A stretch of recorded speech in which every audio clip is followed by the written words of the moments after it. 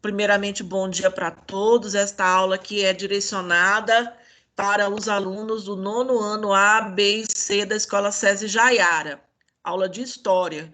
E nós vamos concluir hoje o conteúdo sobre a Revolução Russa. Nós vamos estar, daqui a pouquinho, eu vou estar compartilhando a minha tela com vocês e vou estar mostrando um pouquinho sobre a segunda parte do que nós estamos estudando. Na aula passada, nós estudamos o início da Revolução, falamos sobre aspectos da Revolução Russa, falamos também por que a Rússia ela fez uma guerra civil, e nós vamos começar hoje falando a partir daí, certo?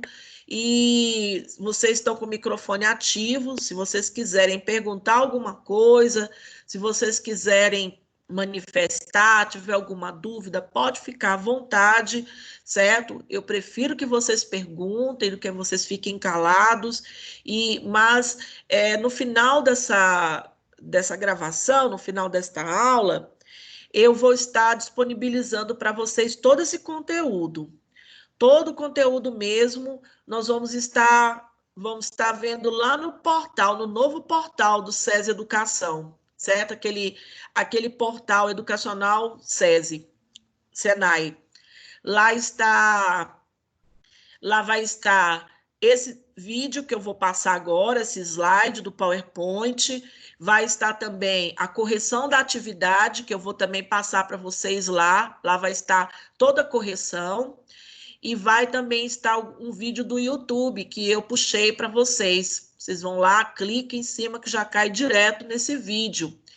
Além do mais, tem um recadinho da tarefa também que vocês vão estar fazendo, tá bom? Então, nesse exato momento, nós vamos começar. Aqui o Vitinho está perguntando para mim se ele está travando, se ele sair, se eu aceito de novo. Pode sair, pode entrar, viu, Vitor? Pode ficar tranquilo, porque eu já deixei aqui livre para todo mundo acessar, tá certo? Mas não saia e fique lá saindo, né? Sai e volte, por favor, tá bom? Meus queridos, vamos então começar. Eu vou estar compartilhando a minha tela com você agora, tá bom? Se você tiver com algum probleminha, nesse exato momento, eu gostaria que você fosse lá no chat e todo mundo que está presente, certo? Coloca uma mãozinha aí para mim, tá? E fale para mim, ok, ou a mãozinha de positivo, para eu poder fazer a chamada virtual, por favor. Todo mundo vai lá no chat, coloque ok ou uma mãozinha. A Júlia, saudade de você. Manuel. Também, professora. Saudades. Também. Thales. Morrendo de saudade de você. O que foi que o Fabrício saiu? Fala para ele voltar. Karine. Igor. Só? Tem mais gente aí. Vai colocando o ok para mim, porque depois você fica com falta. Leonardo, dá o ok aí para mim. Luiz Gustavo. Jennifer. Ana Luísa. Camila, Gabriel, Ellen. Muito bem. Jaqueline, vamos então começar? Porque senão a gente não termina e não vê tudo que é necessário, tá bom? Vão colocando aí porque vai ficar gravado, tá? Vitor, agora melhorou, Vitor? Melhorou o áudio? Então vamos lá, meninos. Eu vou estar compartilhando a minha tela com vocês, tá? Para nós começarmos a ver aqui o que é importante. Então, vamos lá. Vocês vão desculpando hoje os carros do pão, o carro dos ovos, o carro das verduras, tá tudo passando na rua. Aí, se por acaso começar aí o carro do ovo falando, vocês me desculpem, viu? Meus queridos, então vamos lá. Na última aula, eu estava falando com vocês sobre a Revolução Russa. A Revolução Russa, ela começou em 1917, em pleno momento da Primeira Guerra Mundial. A Rússia foi para a Primeira Guerra Mundial sem a menor estrutura para poder lutar nessa guerra. Infelizmente, eles não tinham armamentos, eles não tinham condições, eles realmente estavam morrendo à míngua nesta guerra, porque eles não tinham a menor estrutura para participar de uma guerra. Em 1905, aconteceu um episódio que ficou marcado na história da Rússia. Foi o Domingo Sangrento de 1905. Neste período do Domingo Sangrento de 1905, a população russa, já tão cansada, tão angustiada de tanto passar fome, de tantos problemas, eles foram para a porta do Palácio de São Petersburgo, aonde era a moradia do czar Nicolau II, para reivindicar melhores condições de vida. Era uma passeata pacífica. Ninguém tinha ideia do que poderia acontecer. Eles não queriam lá para fazer quebradeira, não estavam indo lá para xingar o Nicolau II, eles não tinham essa intenção. Eles queriam levar um manifesto, um documento, um abaixo-assinado, com todas as reivindicações, falar para ele que eles estavam passando necessidade, que algo deveria ser feito para melhorar.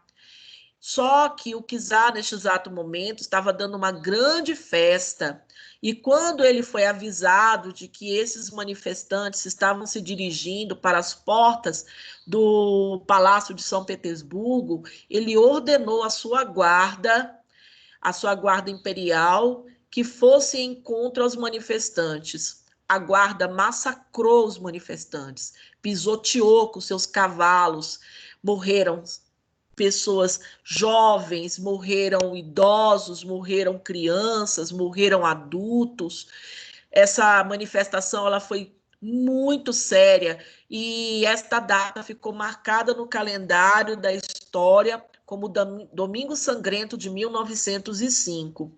E foi aí que a população russa começou a entender que o czar Nicolau II não tinha a menor intenção de resolver os problemas que eles estavam passando. Muitos russos chamavam o czar, inclusive, de paizinho, falavam que ele era o pai da nação, porque ele mesmo se intitulava como o senhor da nação russa. Mas quando eles viram a disponibilidade do czar, principalmente com essa atrocidade que ele fez, esse massacre que ele ordenou, as pessoas viram que ele não era nenhum santo e começaram a reivindicar com muito mais violência e também agora com bastante rigor tudo aquilo que eles queriam. E em 1906, certo? Vai acontecer que as pessoas elas vão exigir e o governo vai criar uma espécie de comitê para tentar solucionar os problemas, porque eles viram, o governo de Nicolau II viu que o que ele fez foi uma coisa muito séria. E aí ele resolveu criar a Duma, que era uma assembleia para tentar resolver os problemas da Rússia, como se fosse uma Câmara dos Deputados.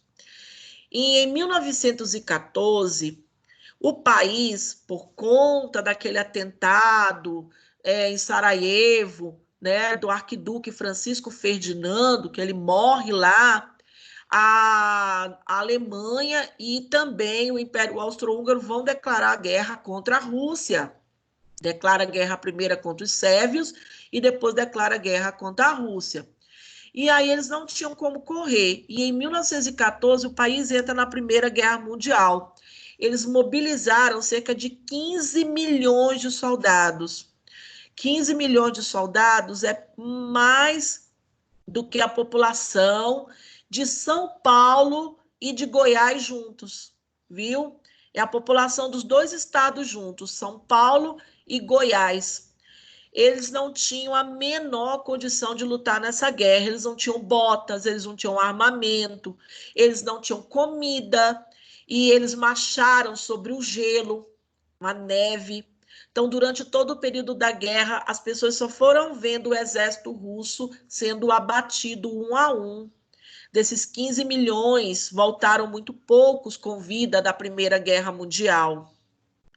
Em 1917, a economia russa ela vai entrar num grande colapso. Ela não vai aguentar, porque uma guerra não é barata, uma guerra ela custa muito, e as pessoas pegavam o dinheiro que deveria ser destinado para saciar a fome das pessoas, acudir quem estava desempregado, porque quando o país entra em guerra, para tudo, para a sua indústria, para a sua economia. Então, existia um grande número de desempregados na Rússia. A fome era imensa, porque todo o dinheiro arrecadado era para ajudar na guerra, e muitas vezes esse dinheiro não chegava até o exército. Como eu falei antes, eles morriam de fome, de frio, e sem ter condições de lutar, porque não havia armas, né? O pouco dinheiro que chegava até eles ainda era desviado. Então, acabou que as pessoas começaram a se revoltar em grande número, tanto no campo quanto na cidade. E eles começaram a formar o que a gente chama de sovietes. Está vendo aqui, ó, esse nome? O que eram esses sovietes? Esses sovietes eram grupos que se formavam, certo? Dentro do campo e também dentro das fábricas. Esses sovietes, e sempre existia uma liderança, né? Era uma pessoa que liderava esse grupo, e eles tentavam, pelo menos, falar para a população, falar para os trabalhadores, falar para as pessoas do modo geral, né, o que estava acontecendo, mantê-los informados. A Primeira Guerra Mundial aconteceu tudo isso aqui, que está aqui no slide. A Rússia não estava preparada para a guerra, não havia suprimento suficiente, alimento, arma, roupa. O exército estava mal organizado, não tinha liderança. Os soldados não sabiam a razão de estar lutando. Eles não sabiam por que estavam lutando. E uma outra coisa, em 1915, o czar Nicolau II assumiu pessoalmente as tropas russas, mas não adiantava, ele não tinha experiência. E o exército russo perdeu a confiança no czar depois de uma série de derrotas. Eles foram só sofrendo derrotas e mortes, e as pessoas começaram a ver que o czar não tinha a menor condição de estar liderando aquelas tropas. O czar Nicolau II e seus ministros exerceram uma má liderança, né? Eles não sabiam organizar o exército. E a guerra se tornou muito impopular entre as pessoas. As pessoas que ficaram lá na Rússia, né, só via a notícia dos seus entes queridos através das listas, mostrando que eles haviam morrido, e as listas a cada dia se avolumavam. Eram listas e listas que chegavam toda semana com o nome das pessoas que haviam morrido na guerra. E as pessoas começaram a questionar por que eles estavam naquela guerra. Eles tinham que acudir primeiro o que estava acontecendo no seu país. Como eu falei para vocês, a Duma, ela volta ao poder. Quem era a Duma? A Duma era como se fosse um congresso que foi instituído em 1906, logo depois daquele Domingo Sangrento que aconteceu, né, antes da Primeira Guerra Mundial. Então, no dia 12 de março de 1917, a população ela vai tomar as ruas novamente. Quase que está chegando o final da Primeira Guerra Mundial para a Rússia aqui. Então, eles resolveram tomar as ruas, reivindicando, obrigando o czar a renunciar. Eles queriam que o czar renunciasse de qualquer maneira. E vocês sabem que o czar, ele vem de uma família, de uma dinastia que já durava mais de 300 anos, a dinastia Romanov. Essa dinastia passava-se o cargo de rei de pai para filho. O czar Nicolau II, ele era um dos reis dessa dinastia Romanov. Vocês têm alguma pergunta para fazer para mim, meninos? Vocês têm alguma pergunta? Então, foi por causa da... Oi? Tem um filme da Disney, eu sei que não tem muito a ver, mas fala sobre uma princesa que é da família Romanov. Sim, Anastácia. Isso. Isso, vou te mostrar aqui ela, ó. Eu tava vendo e a Olha história do filme aqui. é muito diferente da história real. É claro, filme, né, tem esses negócios com... O filme da Disney, ele não retrata muito bem a realidade, porque, afinal de contas, se falasse bem a realidade, dissesse que a Anastácia morreu, nem venderia, né? Então, esta moça aqui, a Anastácia, tá vendo essa aqui? Esta aqui é a família Romanov, essa aqui é a princesa Alexandra, esse aqui é o filho dele, esse aqui é o Nicolau II, e essa aqui são essa aqui é a Czarina, né, que a gente chama de Czarina, Alexandra, esse aqui é o Nicolau II, esse aqui é o filho dele, que sofria de uma doença chamada hemofilia, e ele tratava essa doença com um guru chamado Rasputin, que inclusive tem no filme da Disney. E esta menina aqui, ela é a Anastácia. E essas aqui são as outras filhas do czar Nicolau II. E eles faziam parte da dinastia Romanov, o tanto que elas eram bonitas, né? Essa aqui é a Anastácia. Então, Professora, oi, pode falar. então, o Nicolau II foi o último czar da Sim, Rússia? foi o último. Esse aqui que você está vendo, foi o último czar da Rússia, tá? Ok. E é lógico, né? Eles nem sabiam o que era trabalhar, né? Porque viveu a vida inteira em berço esplêndido. Essa aqui é a czarina Alexandra, no casamento dela, tá? Essa é a menina, a caçulinha, a Anastácia. Mas não se iludam, tá? Anastácia, aqui está escrito Anastácia com 2 S, só tem um. Essa menina, ela morreu, viu, gente? Ela não sobreviveu. A família toda do czar foi executado pelos bolcheviques depois que é instaurado, né, a Revolução Russa. Então, toda a família morreu, não sobrou ninguém. Infelizmente, todos morreram, tá? Isso aqui é a Anastácia. Então, família bonita, né? Mas olha a riqueza e opulência que eles viviam, né? Eles eram pessoas assim extremamente ricas e nunca souberam realmente o que foi pegar no pesado, tá? E essa criança aqui, que é o filho, o herdeiro do trono, quando o Nicolau II morresse, era esse aqui que iria assumir o trono.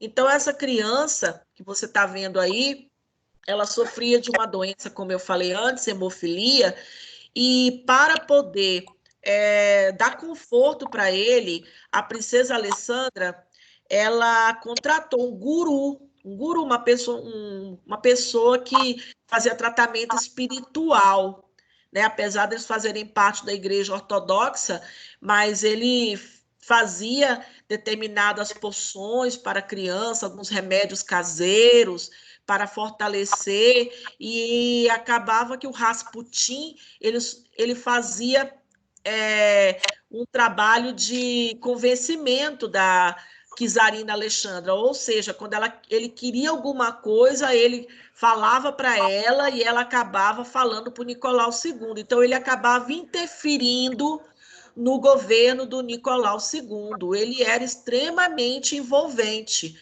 esse Rasputin, tá certo? Tem alguma dúvida até aí?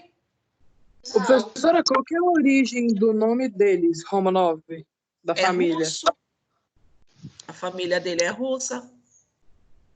Romanov, tá?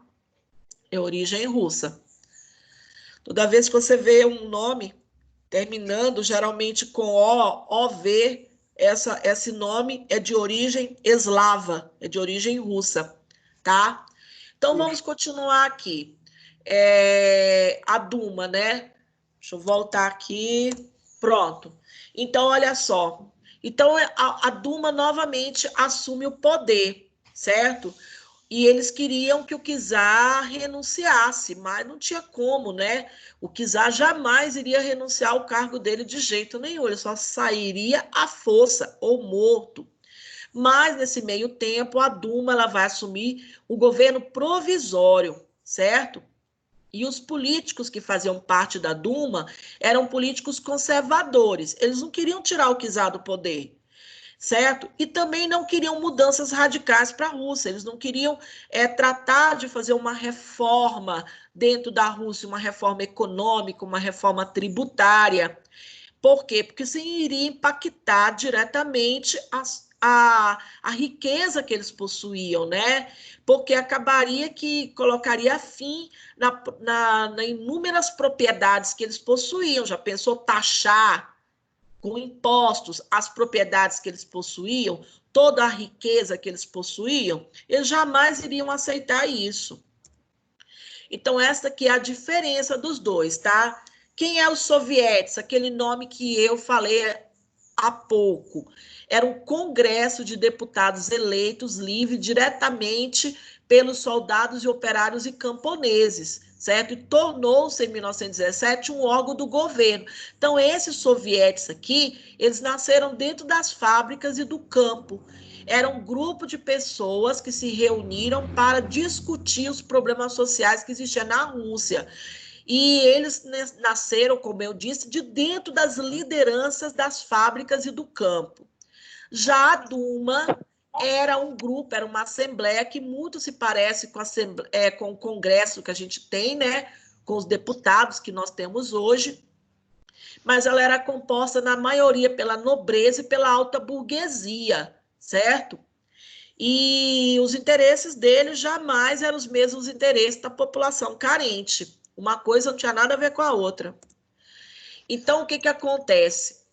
A partir da Duma, certo? Quando a sociedade viu que a Duma não iria resolver os seus problemas, eles resolveram tomar o poder à força. Este homem aqui chama-se Lenin. O nome dele é Vladimir Ilyanov.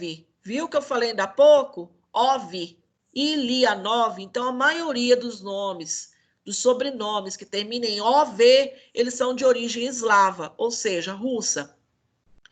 Então, Vladimir Ilyanov, ele não podia usar o nome dele mesmo. Por quê? Porque existia uma polícia secreta, uma polícia política lá na Rússia chamada Oklana. E a Oklana perseguia essas lideranças. Então, para ele não ser capturado e trabalhar na clandestinidade, ele começou a ser chamado de Lenin, certo? O pessoal chama de Lenin, um chama de Lenin, não importa. O nome dele é esse, tá?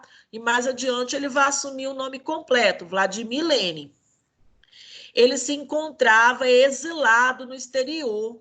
Ele foi para o exterior para fugir da Oklana. Mas quando ele viu que a situação na Rússia, em 1917, estava catastrófica, calamitante mesmo, a coisa estava terrível, ele resolveu voltar. Em abril de 1917, Lenin volta, certo? E Lenin era completamente contra esse governo provisório da Duma. Ele achava que os sovietes deveriam tomar o poder. Aquele grupo formado por soldados, camponeses, lideranças de fábrica, né? E eles propunham a entrega do poder para os sovietes. Eles queriam que o povo, esse povo que vocês estão vendo aqui, que ele está discursando, que fosse na mão deles o poder. E um dos lemas da Revolução Russa era justamente esse aqui, ó, paz, pão e terra. Paz por quê? Eles queriam que a Rússia saísse da guerra, por isso que tem o nome de paz. Pão, a sociedade inteira está passando fome, então eles querem que a sociedade tenha pão para comer, tenha alimento, certo? Que o pão representa alimento. E a terra, é de onde você tira o sustento, é da terra, porque vocês sabem que a maioria das terras que existia lá na Rússia, elas pertenciam às famílias nobres, às famílias ricas. Então era isso que eles queriam: paz, pão e terra. Esse era o lema da Revolução Russa. E os bolcheviques, eles propunham justamente isso, que fosse retirado o poder da mão da Duma e o poder fosse para a mão do povo, dos trabalhadores, certo? Essa era a ideia inicial, porque eles se baseavam no Manifesto Comunista escrito no século XIX, de Friedrich Engels e Karl Marx. E o Manifesto Comunista é um manifesto muito bonito, mas ele é muito bonito no papel, porque quando ele vai para a prática, as pessoas elas não têm pode-se dizer assim, elas não têm o equilíbrio, elas não têm a condição de desenvolver o que está ali. Por quê? Para que isso ocorra, é necessário que a sociedade ela evolua muito. E nós não temos isso aí ainda. Vamos demorar muito para ter essa evolução cultural, essa evolução mental, de saber que todos nós somos iguais, independente da classe social que nós estamos. Vamos lá, vamos continuar. Vocês têm alguma pergunta? Então, se tem os sovietes, foram eles que deram início à União Soviética? Isso mesmo. A união dos sovietes, de todos esses grupos, vai dar início à União Soviética, que nós vamos ver daqui a pouquinho. Isso então, mesmo, você está correto. E o símbolo deles é o martelo e a foice. Você vai ver isso também daqui a pouquinho, isso mesmo. Vamos lá que a gente vai chegar lá, tá? E você vai ver, tá bom? Vamos lá, continuando. Vamos lá, continuar, que a gente vai ver isso aí, tá? Então, continuando, meninos. Olha os símbolos do regime. Aqui é para você entender. Esse símbolo que consta da bandeira da União Soviética representa justamente o martelo, que é o instrumento utilizado pelos trabalhadores da indústria, o martelo. E a foice é o instrumento que era utilizado para o corte, né, no campo. Então, é a união dos trabalhadores da cidade com os trabalhadores do campo. É por isso que o símbolo do novo regime é uma foice e um martelo. Então, aqui está dando para você ver direitinho o martelo e a foice. Isso aqui é uma foice. Geralmente, você utiliza isso aqui para cortar trigo, cortar o arroz, né? Então, esses instrumentos é que deu origem ao símbolo da União Soviética. Mas ainda não é a União Soviética, por enquanto ainda é Rússia. Nós não chegamos ainda a este ponto. Foi criado o símbolo do novo regime, mas ainda não se transformou em União Soviética, ainda vai acontecer mais coisa. Então, olha só, atendendo às reivindicações populares, os bolcheviques foram radicais. Eles confiscaram as propriedades da nobreza rural, eles confiscaram terras da igreja e eles pegaram todos os bancos e indústrias e tornaram elas estatais. O que significa isso? Estatal pertence ao governo agora.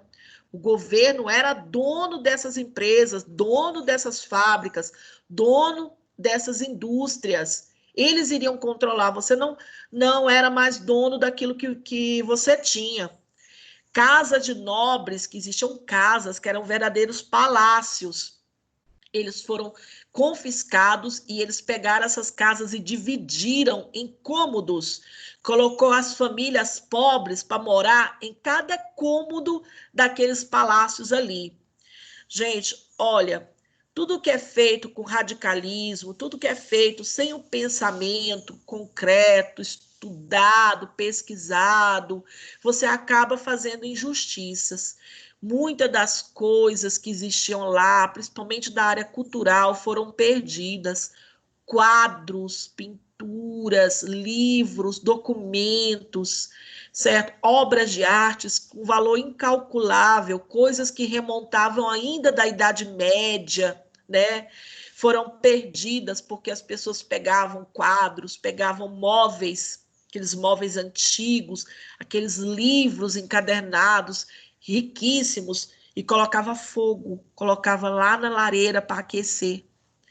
Então, isso foi uma atrocidade, porque tudo aquilo que é feito de uma forma duvidosa, certo? Sem um devido cuidado, torna aquilo sem sentido.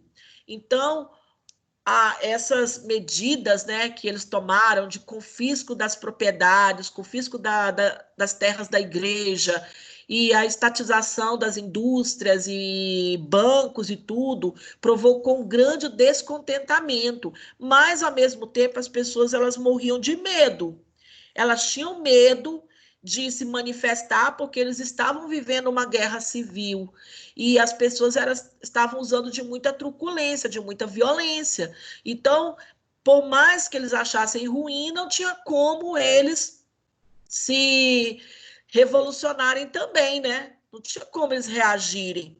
Nesta época, o czar Nicolau II e toda a sua família, também alguns nobres, eles estavam presos. Eles foram presos, confinados dentro do seu palácio. Mas até então, eles ainda não haviam sido executados.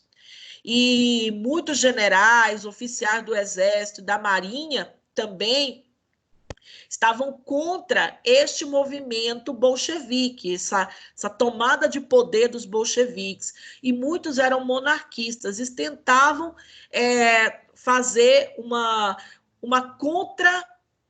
contraofensiva, ou seja, tentavam reagir para tomar o poder de volta. Mas nós sabemos que isso não vai acontecer, né, pela história da Rússia. Vai acontecer o pior. Como eu falei para vocês, esse grupo que fazia parte, os soldados monarquistas, pessoas de grande patente dentro da marinha, do exército, principalmente empresários, donos de fábricas, pessoas que pertenciam à nobreza, eles vão fazer uma revolução dentro da revolução que já estava acontecendo. Eles vão reagir. E entre os anos de 1918 a 1921, a Rússia vai sofrer uma sangrenta guerra civil. E voltando só um ano anterior, em 1917, a Rússia ela não consegue ficar mais na Primeira Guerra Mundial. Os bolcheviques exigem que os soldados russos retornem ao seu país. Aí eles vão voltar. Mas o número de soldados que voltaram era muito poucos. Mais de 15 milhões de soldados voltaram, cerca mais ou menos de 6 milhões somente. O restante todo morreu nos campos de batalha. E nos anos de 1918 até o ano de 1921, a Rússia vai sofrer uma sangrenta guerra civil, certo? Isso vai acabar com a economia da Rússia e também com a sociedade. Mais de 13 milhões de pessoas morreram nesse conflito, como você vê essa foto aqui, né? Isso aqui são corpos, né? Que são enterrados em valas comuns. Os bolcheviques, nesta época, eles vão mudar o nome. Eles vão passar a se chamar Partido Comunista, certo? E eles vencem o conflito. Por quê? Porque eles tinham o apoio das pessoas que moravam no campo, eles tinham o apoio das pessoas que moravam na cidade, dos trabalhadores. Vamos deixar bem claro que 80% da população russa morava no campo. O número de pessoas que eram contra a revolução era muito menor, era quase como 1/10 da população russa toda. Então, o que acontece? Para evitar que houvesse novas rebeliões, certo? Ele plantou uma forte centralização política, uma forte centralização de poder, ou seja, tudo tinha que ser controlado agora pelo Partido Comunista. A vinda das pessoas, a saída da cidade, a entrada para a cidade, o trabalho das pessoas, tudo era controlado. Ninguém podia fazer nada sem comunicar primeiro o Partido Comunista. Até uma carta que você escrevia para uma pessoa da sua família, esta carta, primeiro, ela tinha que passar pelo crivo do Partido Comunista, para depois ser entregue para a pessoa que ia ler a carta. Então, nada passava sem primeiro ser visto pelo Partido Comunista. Então, eles fizeram uma forte centralização do poder. Meninos, até aí, vocês estão entendendo? Ou vocês têm alguma dúvida? Tá todo mundo calado? Vocês estão dormindo? Tô entendendo tudo, professora. Olha, vocês não ficam saindo da aula, não, que eu tô de olho em vocês, viu? Aula tem que estar todo mundo aí, então vocês vão receber falta, viu, meninos? Vocês largam a mão de ser bonito, vocês participam da aula. Então, vamos lá, vou continuar, tá bom? Se você não tem dúvida, eu passo para frente. Agora, se você tiver dúvida, você tem que dizer para mim, porque aí eu respondo, tá bom? Não quero ninguém tendo dúvida. Então, bora lá, vamos continuar. Isso aqui é o resultado. Oi? Mas os soviéticos, eles eram mesmo comunistas? Eram os bolcheviques. Não, Eram os igual a senhora bolcheviques falou, aqui, ó. que para a gente chegar numa sociedade comunista ia demorar muito, porque tem muita desigualdade. Sim, E nessa. eles se intitulavam comunista, mas na verdade você sabe que a palavra comunista ela é muito mais ampla do que as pessoas falam. Porque primeiro uma sociedade ela caminha para o socialismo, só depois do socialismo que ela caminha para o comunismo. Ela não consegue chegar, pular uma etapa. Por exemplo, você é capitalista e você já pula para o comunismo direto. Se você fizer isso, você está queimando etapa. É igual uma criança. Ela não é criança, ela já pula para a vida adulta imediatamente. Ela passa por uma série de etapas até chegar na vida adulta. Ela é criança, ela se torna pré-adolescente, adolescente, ela vai amadurecendo até ela se tornar adulta. A mesma coisa são os sistemas. O sistema ele tem que ter um amadurecimento. Primeiro o país se torna socialista para depois ele se tornar comunista. Na história da humanidade, nós chegamos primeiro no escravismo, lá nas sociedades antigas, Egito, Roma, Grécia. Depois nós chegamos na servidão, que foi o período da Idade Média.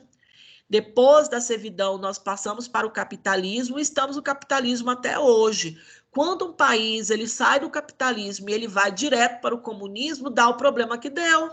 Porque não pode, não tem condição, tem que haver um amadurecimento da sociedade, porque para você entender na sua cabeça que nós somos todos iguais, somos comuns, somos iguais, todo mundo é igual, é necessário que você tenha um grande amadurecimento cultural, mental, e não é assim. O Manifesto Comunista de Karl Marx e Friedrich Engels, ele é muito claro nisso. Ele fala que a sociedade ela precisa avançar muito para ela chegar num comunismo. E se países tentam fazer esse comunismo sem esse avanço cultural, intelectual, mental, social, ele vai ser fadado ao fracasso, como aconteceu o fracasso na própria União Soviética, como nós vemos o fracasso capenga do sistema social político na China. O sistema econômico é excelente, mas o sistema político e social é terrível. Cuba, por exemplo, certo? Mas nós sabemos muito bem que tudo isso aí é uma questão de amadurecimento, é com o passar do tempo. E por isso que nós só chegaríamos a um comunismo pleno, igual Karl Marx e Friedrich Engels falava, lá para 2070, viu? Por enquanto, não temos a menor condição de chegarmos a isso. Vamos lá avançar. Foi assim que nasceu a União Soviética. A palavra União Soviética, como eu falei antes, é a união dos sovietes, né? Se chama União das Repúblicas Socialistas Soviéticas. Por isso que tem esse símbolo URSS, certo? Lenin é aquele homem, né? Anterior, deixa eu voltar aqui para você ver, tá vendo esse homem altivo que tá aí? Esse aí é Lenin. Então, Lenin, em 1922, ele vai ficar doente, ele vai ficar muito doente, e aí ele vai se afastar do governo, e ele vai morrer em 1924. Ele não ficou muito para ver o que vai acontecer na Rússia, e daí vai ser uma grande briga pelo poder. Os grupos daquela época, né, vão brigar pelo poder. Quem era? Trotsky, um homem conhecido como Trotsky, e o outro Stalin. Stalin foi um dos maiores ditadores do comunismo. Nós vamos ver daqui a pouquinho. Então, aqui está a figura do Lenin, né? Aquele Vladimir Lenin que eu falei, o Vladimir Ulyanov, ele aqui numa cadeira de roda, então ele estava bem doente. Eu não sei de que ele adoeceu, eu não tenho conhecimento que foi a doença dele, mas ele logo depois, 2 anos depois do afastamento dele, ele morre. Então, quem assume o poder? Este homem aqui, certo? Joseph Stalin. Stalin, ele era um autoritário reacionista, ele era uma pessoa que perseguia todos os seus opositores, ele não era uma pessoa muito boa não, viu, gente? Stalin era uma pessoa autoritária ao extremo, e a história conta que Stalin, quando ele era, fazia oposição a ele, quando as pessoas iam contra as ideias dele, ele costumava mandar as pessoas para um lugar chamado Sibéria. Então, ele mandava prender, é lógico que ele torturava a pessoa nesse meio tempo, né? E depois ele segregava essa pessoa e exilava ela na Sibéria. E lá a pessoa morria, nunca mais via a família. E as pessoas iam lá para trabalhar, certo? Na Sibéria, porque a Sibéria não é só gelo, não. Lá existem minas também, minas de ferro lá na Sibéria. E ele governou a Rússia não, agora já é a União Soviética, né? A partir desse momento a gente já chama esse país de União Soviética. Então, em 1924 até 1953, ele vai governar a União Soviética durante muito tempo. Ele mostrou as garras dele. Em 1924, ele disputou com Trotsky a liderança do partido, mas Trotsky perdeu. Acabou que Trotsky Trotsky foi mandado, né, exilado, e Trotsky se escondeu durante muito tempo na América Latina, aquela região da Guatemala, certo? Ele ficou lá durante um bom tempo. O que acontece? E Stalin mandou a polícia secreta dele procurar onde era o paradeiro de Trotsky, encontrou ele, certo? E mandou matar Trotsky, matou ele, para tirar ele de vez do caso, do caminho dele, né? Então, foi daí que as pessoas começaram a ver toda a faceta de Stalin. Stalin tem muito sangue na mão dele. Por quê? Porque a gente não pode negar a história. Stalin, durante o período da Segunda Guerra Mundial, que nós vamos estudar na próxima semana, o período entre guerras, e a gente vai acabar falando um pouquinho da Segunda Guerra Mundial, já o início, né? Stalin, ele vai fazer um acordo com Hitler pelas terras da Polônia. Então, Stalin, ele só vai lutar a favor dos aliados muito tempo depois, porque no início ele havia se aliado a Hitler. Isso é público e notório, viu, gente? A gente não pode negar essa faceta da história. Então, vamos aqui continuar. Então, Stalin, ele exerceu um poder muito forte, controlador, autoritário, perseguiu as pessoas, assassinou seus opositores, como Trotsky, por exemplo, né? E em 1953 ele morre sozinho dentro da casa dele. Ele era uma pessoa tão autoritária, tão controladora, que as pessoas tinham medo até de levar alimento para ele. Ele se trancava dentro do gabinete dele, que no fundo tinha um quarto, e as pessoas batiam na porta, quando ele tocava a campainha dele lá, um sininho, aí elas deixavam o alimento na porta e saíam. E ele ia lá, abria a porta e pegava o alimento. Até a única filha que ele teve, que era a paixão da vida dele, ela não se dava muito bem com ele, o tanto que ele era um homem completamente autoritário. Então, ele morreu sozinho. Um belo dia, ele demorou para pedir o alimento e as pessoas estranharam. Já havia passado 24 horas, ele não tocava o sininho. para pedir alimento. E foi quando as pessoas tiveram a ideia, mesmo sabendo que eles poderiam se dar mal, né? Arrombaram a porta e descobriram ele morto. Ele havia sofrido um derrame, né? Desculpa, uma parada cardíaca que fulminou a vida dele. Então, ele morreu sozinho, desamparado. Descobriram ele quase 24 horas depois da morte dele.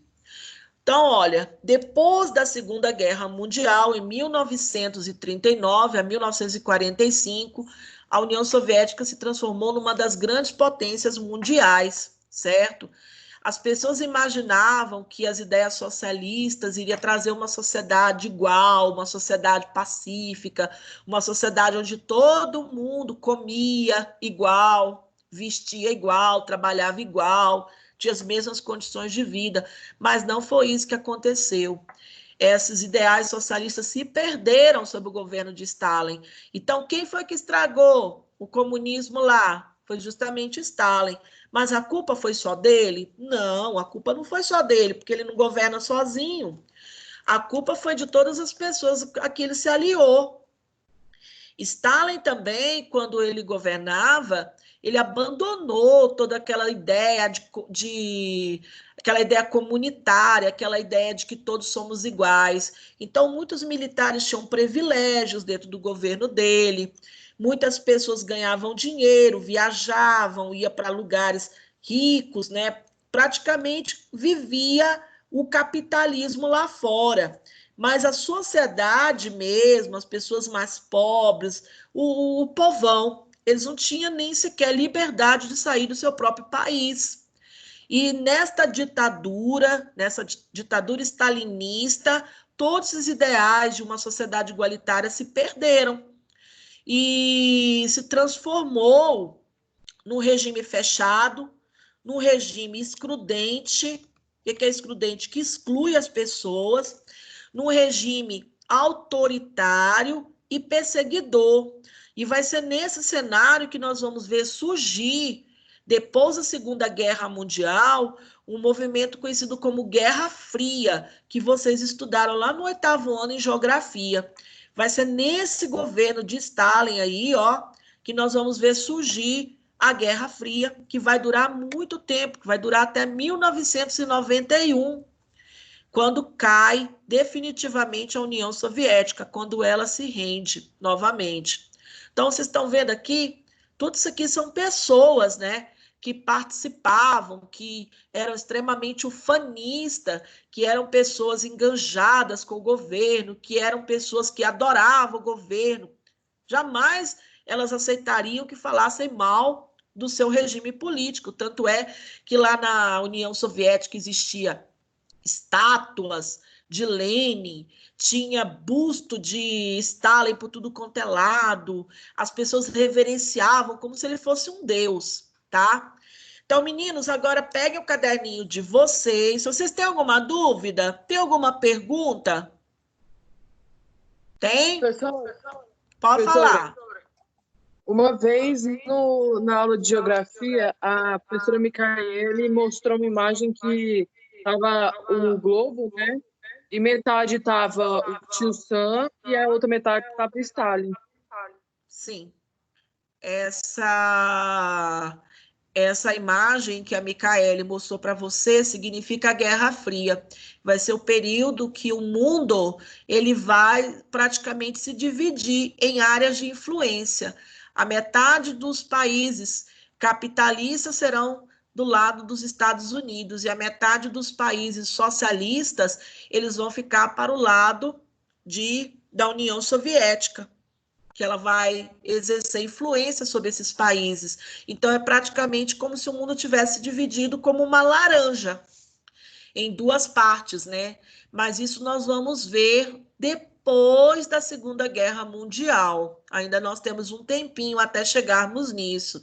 Geralmente, a gente estuda a Guerra Fria em agosto, mas nós vamos ver antes disso o período entre guerras, porque tudo vai caminhando, né, até chegar nesse ponto. E depois nós vamos estudar a Segunda Guerra Mundial, que isso aí vai ser determinante para esta Guerra Fria mais adiante, que ela começa a partir do fim da Segunda Guerra Mundial, tá bom? Então, vocês têm alguma dúvida em relação a isso, meninos? Tem alguma dúvida? Ou não? Então, presta atenção, que eu vou voltar num slide aqui, tá? Aqui, ó, nós temos uma atividade. Nós temos uma atividade do livro 1, capítulo 2. Nós já vamos encerrar o nosso livro. Na próxima semana, nós já vamos entrar no nosso livro 2. Vocês já fiquem com ele em mãos, tá? Na próxima semana. Vamos estar fazendo atividade da página 65, 66, 67. E além dessa atividade, você vai criar 10 perguntas com 10 respostas dos textos sobre a Revolução Russa no seu caderno. Que dia que eu vou corrigir? Dia 19/5. Muitos alunos mandaram para mim a fotografia da tarefa no direct do Instagram. Quem mandou para mim a fotografia, eu já anotei lá na minha planilha de nota. Eu já marquei, tarefa concluída, recebida, então eu já marquei. Mas alguns não fizeram isso ainda, certo? Vocês podem estar compartilhando no meu story também, do Instagram, certo? Pode me marcar lá, pode tirar a fotografia da página, porque eu tenho que ver se vocês estão fazendo. Mas eu vou fazer também, no portal novo que vocês estão aprendendo essa semana a usar, uma parte que vocês vão estar colocando as suas atividades também, tá bom? Que vocês concluíram. Uma coisa. Oi? Minha tarefa está prontinha. Pois é. Olha que beleza. Então, basta você dar uma fotografada e coloca lá no direct do Instagram que eu vejo. Quem já fez isso, eu já marquei. Quem não fez, você faça, porque eu não estou sendo tão rígida, mas eu quero que vocês façam, viu? E aí, dia 19, eu vou corrigir essa, tá? E lá no portal, nesse educacional do SESI Senai, eu vou pôr a correção da tarefa. Eu vou colocar lá a resposta que eu espero que vocês façam, certo? Para você corrigir e ver se está tudo ok.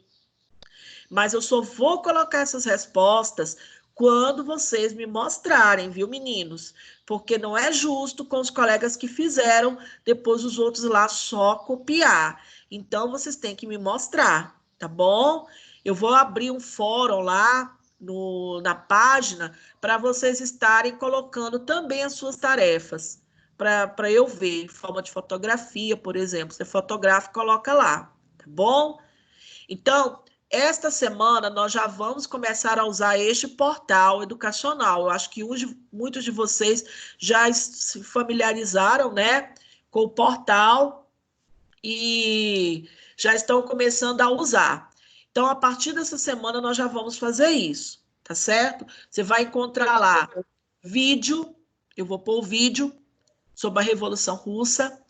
Eu vou colocar também a tarefa lá no Primeiros Passos. Vou colocar esse slide que a gente está estudando agora lá no Estude Aqui, para você encontrar. Então, você vai navegando nas abas que você vai encontrando todas as atividades e todas as coisas que a gente estudou, tá bom? Pode perguntar. Qual que é as páginas que é para fazer mesmo da outra tarefa? Era 50, 62, 63, 64. Aqui. Tá? Tem que fazer, não esqueçam de fazer, por favor, viu, meus queridos? Porque isso é importante, tá? Para vocês. Meninos, então, vocês têm alguma dúvida desta aula? Não, senhora. Então, tá certo. Então, eu vou dar como encerrado e o restante das coisas vocês podem encontrar lá no portal. Você pode ir lá no portal, que eu vou colocar tudo para vocês lá, tá certo? Naveguem nas abas, que vocês vão encontrar todas as coisas que vocês têm que fazer. O aviso está lá no primeiro passo. Estude Aqui, vai estar esse slide que eu estou passando para vocês aqui, esse azulzinho que eu estou passando. Lá na biblioteca você vai encontrar o vídeo no YouTube, Basta você clicar lá que você vai entrar direto no vídeo e você vai encontrar também algumas curiosidades lá, tá bom? Então, veja porque é importante para você ter um bom estudo sobre isso, porque a próxima atividade avaliativa vai ser sobre esse assunto também, tá bom? Fiquem com Deus e Jesus abençoe cada um de uma maneira especial. Tchau, professora, a senhora também. Beijo.